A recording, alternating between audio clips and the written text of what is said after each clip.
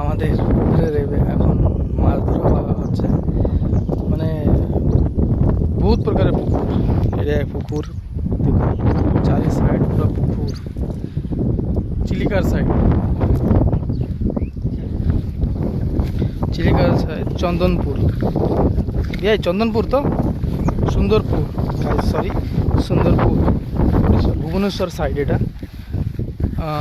তো জাল এখন খেতে যাচ্ছে ভাই, দেখুন জাল রেডি, এখন মানে জাল মারবে পুকুরে, জাল মারার জন্য রেডি এখন। দেখুন জাল মারবে এখন।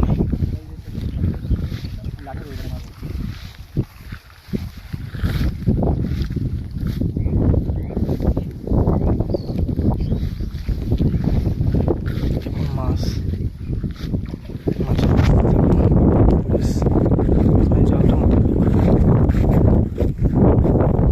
দেখুন, জাল মেরে পড়লো না জালটা, তবে বাঁধবে মাছ।